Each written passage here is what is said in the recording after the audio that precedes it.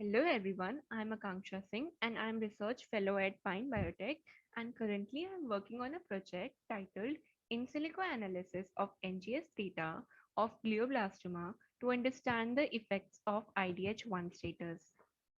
I'm undergraduate final year student pursuing BTech in Biotechnology at MIT University, Noida, India.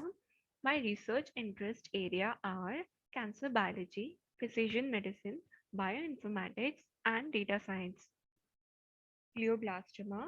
It is a brain cancer that originated mainly from glial cells.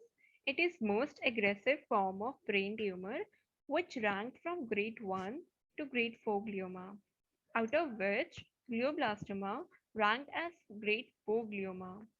According to nomenclature classification done by WHO in 2016, there are two types of glioblastoma. Type 1, primary glioblastoma, which was named as IDH wild type glioblastoma, which shows high grade of glioma, whereas type 2 is secondary glioblastoma, named as IDH mutant type, which shows lower grade of glioma. So, what exactly IDH1 does? It is a metabolic enzyme which mainly occur in cytoplasm and peroxisome, which catalyzes the oxidative decarboxylation of isocitrate to alpha ketoglutarate to produce reduced NADPH from NADP+. It maintains redox reaction and protects cell against oxidative damage, whereas IDH1 mutation is a missense mutation which lead to single amino acid substitution of arginine residue at codon 132 in exon 4.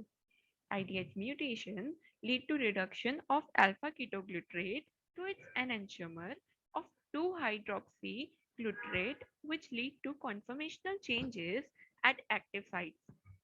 So, on the basis of literature that I reviewed, I came up with these points like glioma patients with IDH1 mutations show better therapeutic responses and longer survival, which remain unclear. Second, no novel therapeutic strategies have yet translated to clinical benefit based on IDH status. Based on these points, I came up with my hypothesis. Number one, how gene expression vary in IDH wild type versus IDH mutant tumor. Number two, biological pathways and respective functions affected in glioblastoma patient with IDH1 wild type versus IDH1 mutant type. Number three, looking for more differentially expressed gene in IDH status of glioblastoma that might be further targeted as novel therapeutics. So, the methodology I followed for my analysis is as shown. Supplementary file that I obtained consisted of DSEC normalized data. So in order to analyze my data in a better way, I performed exploratory analysis first on all the groups, then in particularly in groups consisting IDH1 wild type and IDH1 mutant type. Then I performed comparative analysis, which was done on IDH1 wild type and IDH1 mutant type to analyze the samples between the groups by running the differential expression pipeline on tBioInfo server, consisting number one, DSEC2 to obtain differentially expressed genes, number two, enrichment analysis to obtain KEC pathways, number three, GSEA, also known as functional enrichment analysis to obtain GO or gene ontology enriched pathway and network plot. So for my study, I came across high throughput sequencing dataset of series GSE 147352 from NCBI GEO dataset as shown in the slide. There are total of 118 samples, which consists of adult glioblastoma with 85 samples, neural stem cells with 15 samples, lower grade gliomas with 18 samples. And on analyzing the metadata, I found that it has IDH status in only 86 samples. Exploratory analysis. It was done by running utilities pipeline on tBioInfo server Data was first normalized using quantile normalization to remove unwanted technical variation and to make data identical in their statistical properties. Then, principal component analysis, which is also known as PCA, is a technique for reducing the dimensionality of datasets, increasing interpretability to get the visuals in the form of clusters and outlier among the samples. So this was the first scatter plot with PC1 value as 23.5206% and PC2 value as 8.53522% done on all the groups consisting normal tissue, IDH1 wild type as well as IDH1 mutant type. But I didn't get the clear overview, so perform the another analysis. This was the second scatter plot I came up with after analyzing two groups, particularly IDH1 wild type and IDH1 mutant type. But again, I was unable to get the clear idea about the clusters and the outliers. So performed comparative analysis. Comparative analysis was performed on two groups, namely IDH1 wild type and IDH1 mutant type, with the pipeline as shown. This pipeline consists of DSeq2, which is a tool used to determine differential gene expression analysis of RNA-seq data.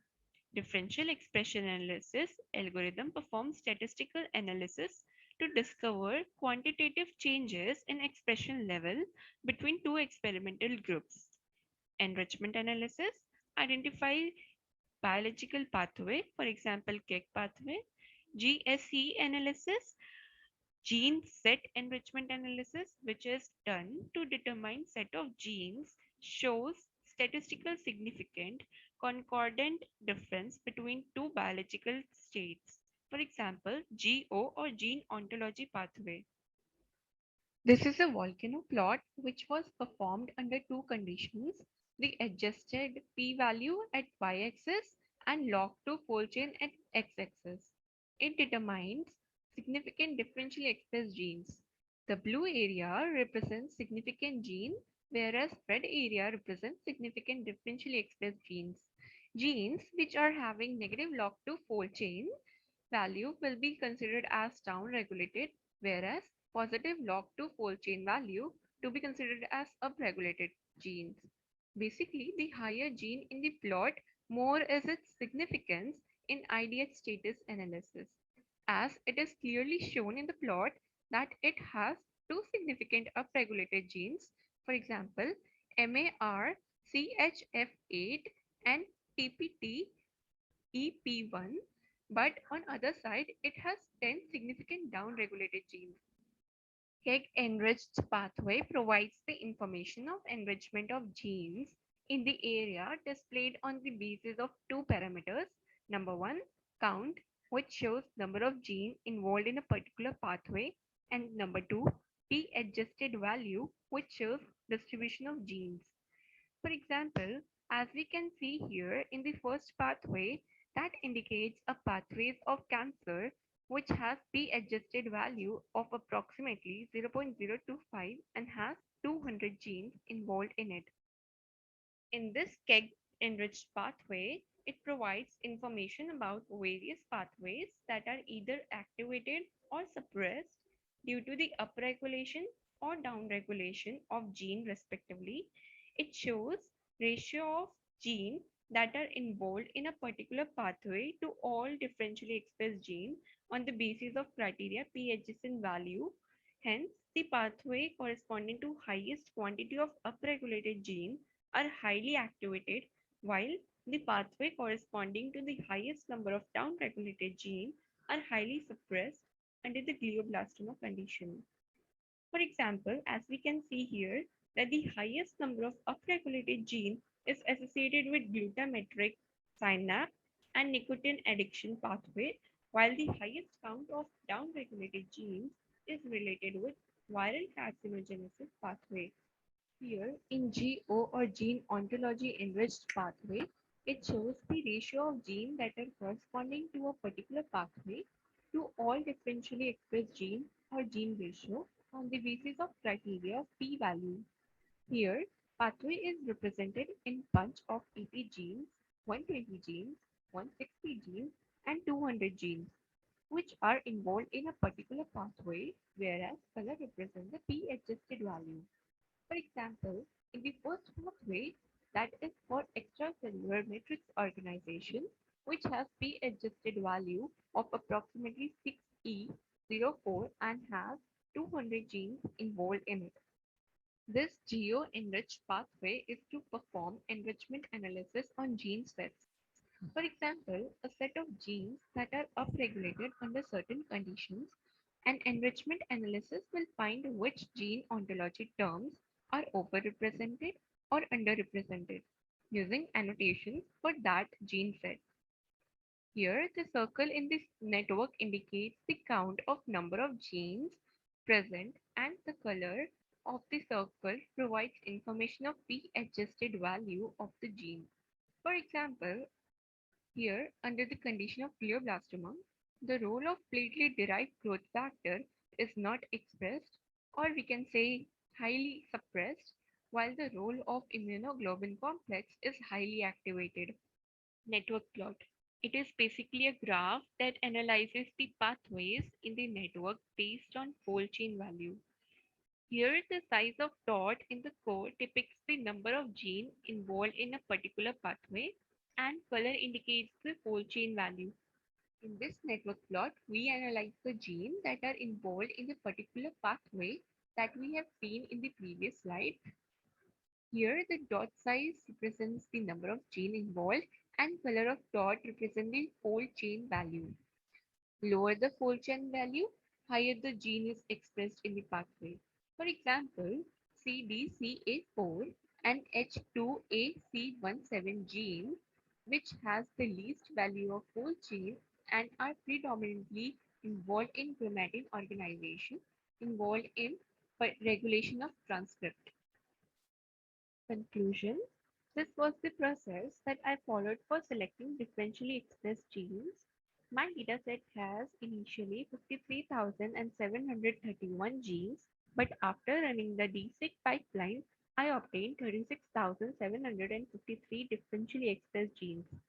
Further, I filtered the p-adjusted value with less than 0.05, and I got 14,327 genes, and on applying further filter on log2 fold chain with more than 1.5 or less than minus 1.5, I left with 3063 significant differentially expressed genes, and I got 1550 upregulated gene and 1513 downregulated gene from significant differentially expressed genes. The major key findings are: from KEGG analysis, possible association can be made between suppressed pathway of viral carcinogen and neutrophil extracellular trap formation in glioblastoma. From GO or gene ontology analysis, possible association can be made between activated pathway of immunoglobulin complex and suppressed pathway of platelet-derived growth factor and nuclear nucleosomes. Future directions. There will be much work needed in future to assess the precise effect of IDH1 mutant pathway on progression of glioblastoma. Experiments can be performed by researchers focusing on these particular genes found in the study and correlate with their upregulated and downregulated gene with disease progression. These are my references that I used for my project. So this was the project I worked on. Thank you so much.